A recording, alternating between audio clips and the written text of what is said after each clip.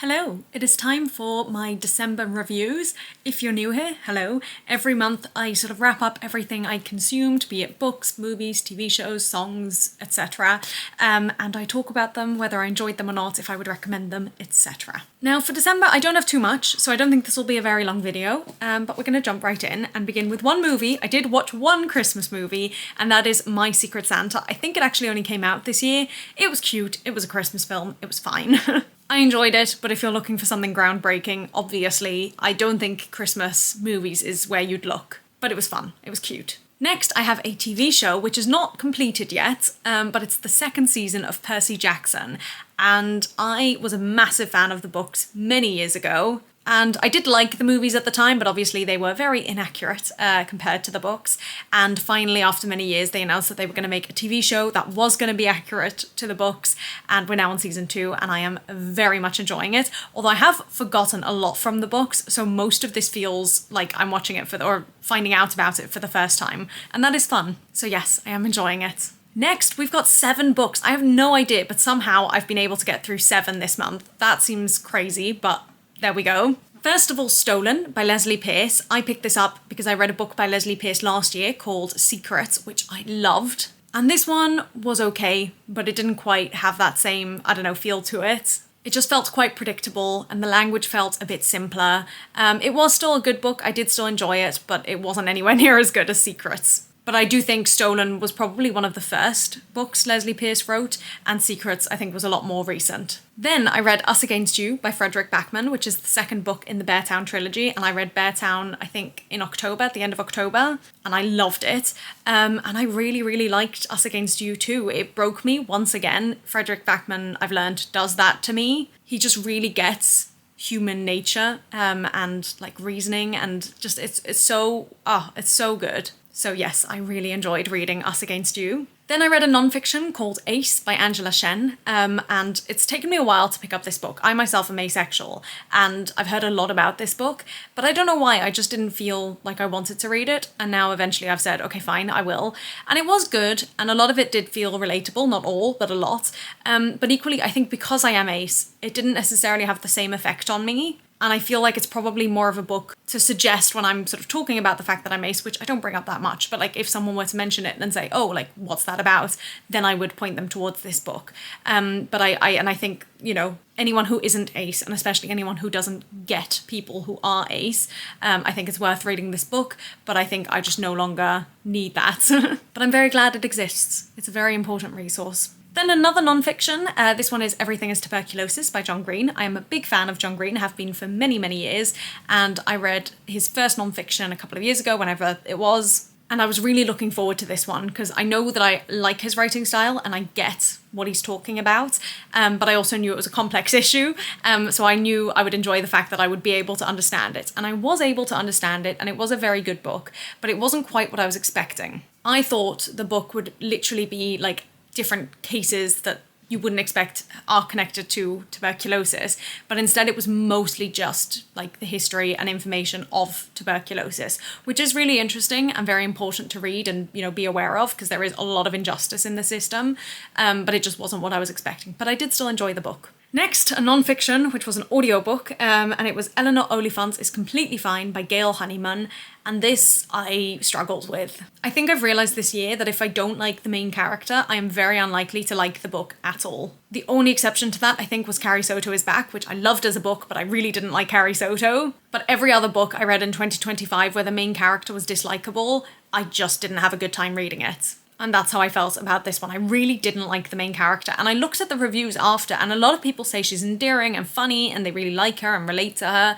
And I just did not feel that at all. I just found her terribly annoying. And yeah, just like the whole situation, yeah. There was an element of mystery, very vague though. And like when it was revealed, it was an interesting, I would almost say twist. But it didn't feel justified because I didn't like the rest of the book. But yeah. That's my thoughts on that one. Then a non-fiction audiobook, Careless People by Sarah Wynne Williams, and this one comes very highly recommended from a lot of people I follow like on YouTube and stuff. And it was very, very good. I will join the YouTube voices saying this is a book worth reading. Sarah Wynne Williams worked at Facebook from quite early on, and has a lot of stories to tell about working in that environment. And it was really, really interesting. And I kind of thought it was a shame that the book finished when it did, because I wanted to know more, but it was really good. I really enjoyed it, and the audiobook was sort of easy to listen to, so that is nice as well. And then the final book of the year was The Winners by Frederick Backman, which is the third and final book in the Beartown trilogy. And again, this one broke me in the best possible way. It was so good. It was beautiful. He writes so well, but it's just very intense and hard and emotional, but very, very, very good. So again, would highly recommend, although The Winners is the biggest of the three, and it's like significantly bigger, but it's very good and it's worth reading, and I read it quite quickly, just because I was so like in the story, and I'm quite sad now to be finished with the world, because I really liked the world of Beartown. Now on to shows. I've got two, and both of them are on YouTube. Number one is Ordinary Days, which is a musical I've listened to the music of a lot. I think I was probably introduced to it around 2020, COVID times. But I didn't really know the story or like the through line or how the different songs connected, and it was really nice to see that. This was a version uploaded by like a company that put it on.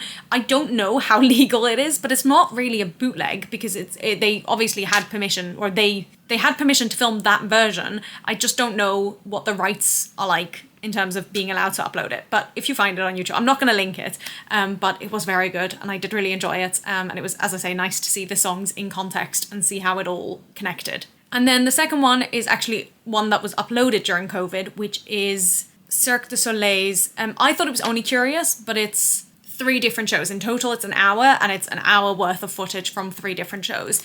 And it was just nice. I'm sure I watched it at the time, but I was just looking for something to watch, and it was nice to have access to it, and it's very impressive.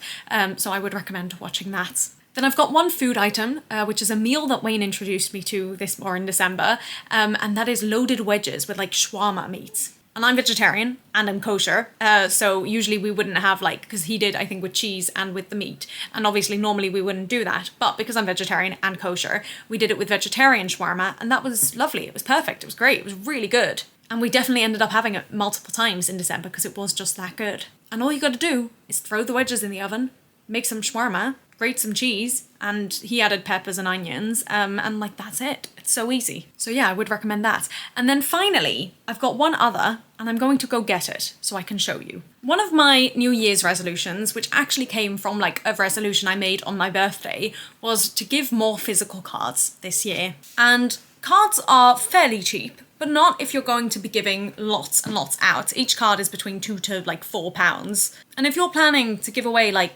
50 cards or something in a year, that's £100 to £200. And so I thought there must be some blank cards that are still fun that you could just buy in bulk.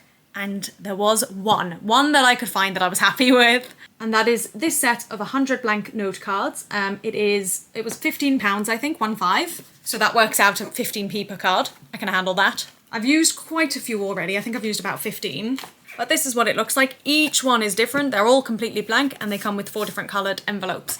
And it's just fun. It's fun and it's a good size. Let me show you. It's slightly smaller than the average card, but still not cheap. It's not minuscule. And the quality is still hard, cardboardy. So it's very good and pretty patterns. And yeah, it makes me very happy. So if you're intending to become a card person, I found these on Amazon, as I say, £15, and I would just really highly recommend them. And then I always like to finish off my monthly reviews with a song of the month. This could be something that I've listened to a lot, or that's been stuck in my head a lot, or that I've sung a lot, etc, etc. And this month it is Love to Keep Me Warm by Dodie and Lofi. I really like this song, and I hadn't actually heard it in quite a lot of years. And I don't know how I suddenly remembered it, but I did, and I found it, and I added it to my playlist, and it made me very happy, and I listened to it a lot, because it's been Christmas. So those are all my reviews, all my favourites is what I used to say, and actually this month it was mostly good. Let me know what you enjoyed in December, if you have any recommendations for me, if you've read any of the same books, if you liked them as well, or didn't like them, let me know, and I'll see you all in another video very soon. Bye!